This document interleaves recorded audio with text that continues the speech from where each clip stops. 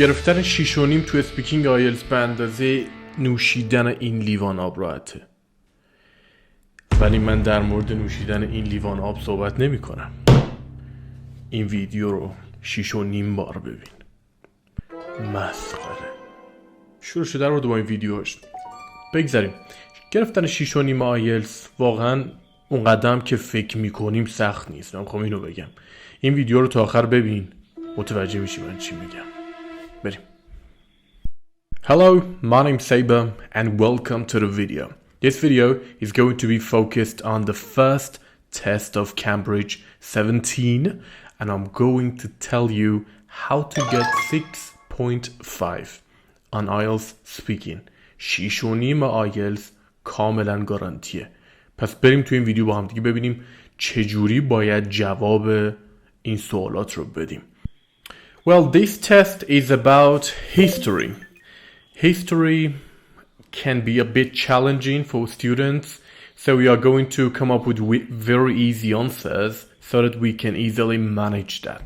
The first question is, what did you study in history lessons when you were at a school? And my answer is, when it comes to history, most of the things I learned were about the two world wars. That's it. You shouldn't answer very long. Guys, remember something. Actually the first part of this test is going to be very easy, so don't take it hard and do not listen to the examiner, okay? Keep this in mind. Question 2. Did you enjoy studying history at a school? Why? Why not? Not that much, because the teachers didn't used to interest us. This means I didn't like them. Question 3. How often do you watch TV programs about history? Why? Why not? Good question. I often do. I'm really interested in history nowadays and I watch every new program about history. Simple. Question 4, the last one. What period in history would you like to learn more about? Why? I'd rather learn more about the Second World War because I find it so shocking. Amazing. Right? This is the end of part 1. It's not going to be that hard. The problem is that we make it hard. We have to just take it easy and come up with very short answers. That's all. Just let it go.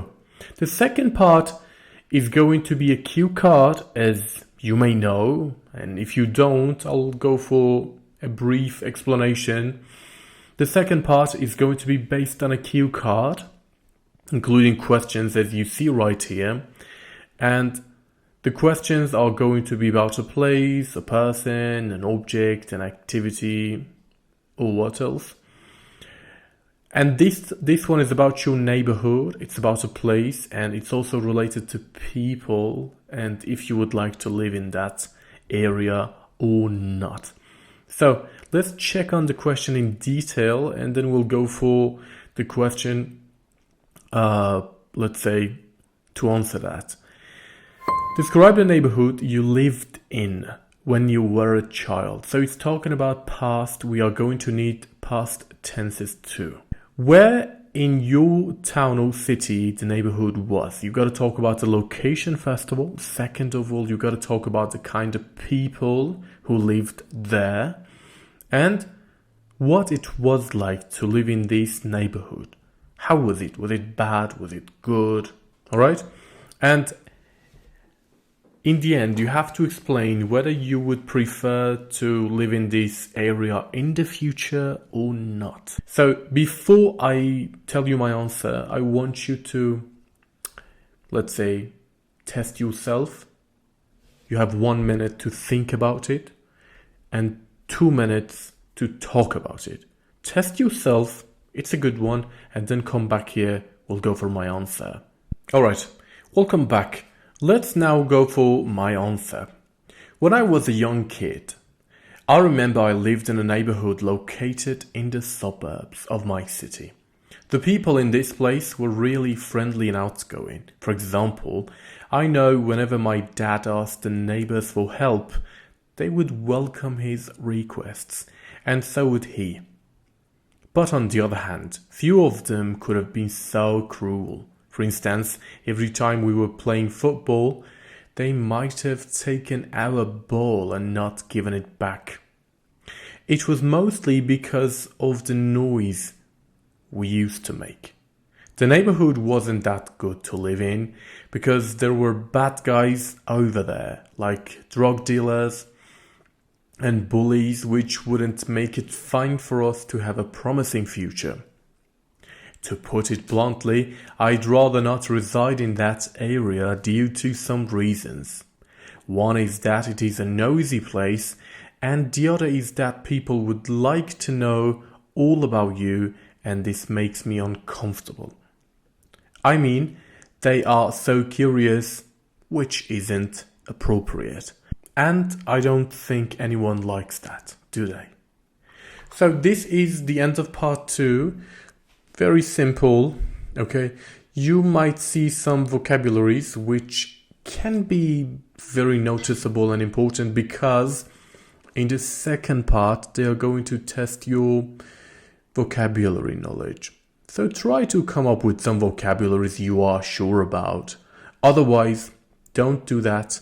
It's just a trap. I mean, if you make a mistake, then you are going to mark down and not get 6.5. So do not take the risk. Now I'm going to go for the vocabularies that I have highlighted here. The first one is in the suburbs, means not in the center of the city, but around the city, okay? Far from the city center. Friendly and outgoing is a fixed phrase. You cannot say outgoing and friendly. It must be the same. And it means people who are sociable. They talk to you. They like to know more people. Welcome means to accept happily. Cruel means not kind. Drug dealers are bad people because they sell drugs. They create, let's say, a lot of addiction so that people can go high. All right? Drug dealers are people who sell you bad drugs. Bullies. Bullies are people who try to take you things by force. For example, when we were in a school, there were some very big guys and they would come to you to take your food by force, however you didn't want to. So we call them bullies. Promising future. If you have a promising future, this means your future is going to be bright. Good things are going to happen in your future. To put it bluntly means to be honest. To be honest, or to tell you the truth. I'd rather not means I wouldn't like to. Reside in means to live in. It's a formal way of saying that. It comes from residence, residential, if you have heard. Due to means because of. It is formal. Curious means nosy, but in a polite way. For example, there is a friend of yours asking you so many questions about your family, about your relationships, because they are curious or nosy. Nosy. They put their nose in it. They try to want to know more about it. Appropriate means okay, suitable, fine. But here we say isn't appropriate. So it means isn't okay.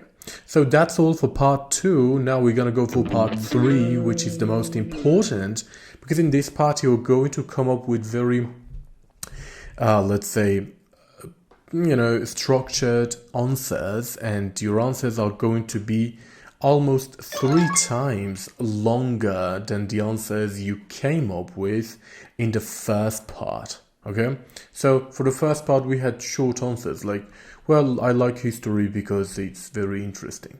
But here in this third part you are going to come up with longer answers. So you will see right now. And part 3 is about neighbors and facilities in cities. So it makes it much more challenging for you to answer.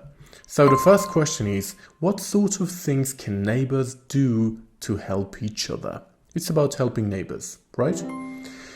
Neighbors can do various things to be helpful for one another. One is that they share their food, and another could be taking care of each other's homes when one is away. Like my neighbor taking care of my flat when I am on a trip. This kind of answer can really save you and get a higher band score. This is the difference between, let's say, 6.5 and 5.5. You have to come up with this kind of answer. So keep your energy for now. Alright? Don't take the risk. Vocabularies. We got some new ones. Various means different. One another means each other. Away means not home, not at work. Away from the city. On a trip means traveling. Alright, we have a spelling point here. O-U-R or O-R, like you can see in neighbor color. So the point is the one that ends in O-U-R is British and the other that ends in O-R is American. That's the difference. So both of them are correct and it doesn't matter which one you pick to write. 2. How well do people generally know the neighbors in your country? It's about knowing your neighbors. Do they know each other or not?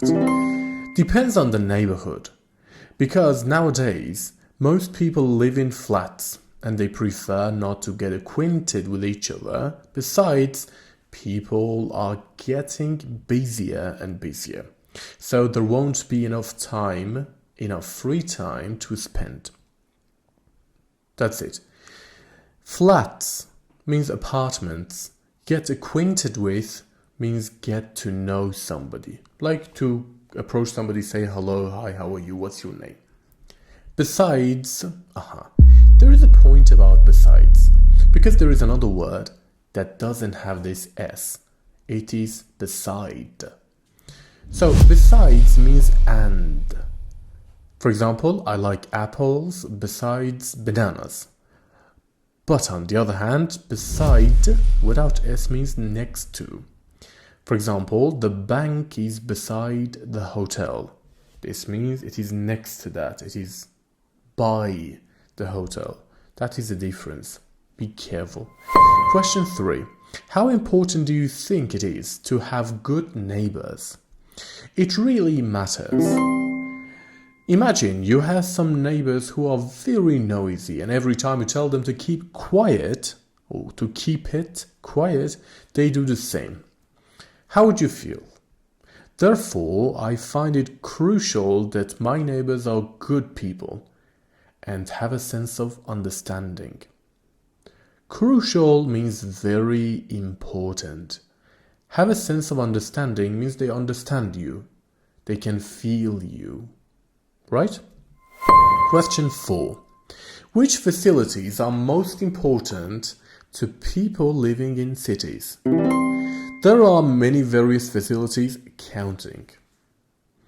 Like supermarkets, gym, school, university, shopping centers, and places to spend your spare time with your friends and family.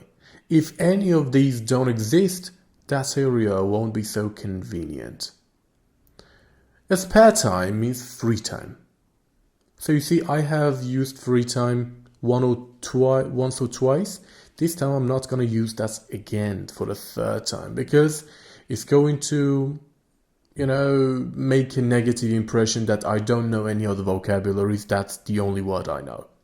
Convenient means comfortable. Convenient. Question 5. How does shopping in small local shops differ from shopping in large city center shops? There is a point here. Grammatical point. In part 3, whenever they come up with a question, you have to think at that moment that what kind of grammar I need. So here we need to compare two things, right? So comparatives can help you very much. If you do that, it is a higher possibility that you get even 7 for IELTS speaking. Let's see the answer. The very first thing is the prices. Prices in huge city center shops are much higher than in the small local shops. And sometimes the other way around, thanks to the competition among shops in one place. Another difference I can name is that there is a lot more fun in large shopping malls than in local shops. Because people can play games and eat delicious food. That's it. Compare them. Which one is good, which one isn't, which one offer you more choices, which one doesn't. These are the comparisons. And you shouldn't go for lots of different comparisons. 2 or 3 of them can be enough. And the last question. Do you think that children should always go to the school nearest to where they live? Speaking of whether children should go to schools near their living area or not, I am to say that it would be best to go to schools close to your home, yeah? Because this way, it's highly unlikely that students are late for school. For example, when I was a kid, I used to go to a school far from my house, and most of the times I would arrive late and I had to be punished. I didn't really feel good. So, that's it. And this is the last shot you have in order to do your best. So, seize the opportunities in order to kill the interview. There is the last point I'm going to mention at the end of the video, and that's a vocabulary point. The word flat or apartment, have got or have. So have got and have are synonymous. Flat and apartment are the same. Flat and have got both are British. However, apartment and have are American. Now I have a question. What's the difference between home and house? You can explain this to me in the comments. Thanks for watching. This is the end of the video and I really appreciate it. If you like and subscribe to my channel, that would be best for me to improve. And next time we'll come back with another test in order to make you completely ready for your coming tests. So any questions, comment down there and have a great time. I'll see you later and bye.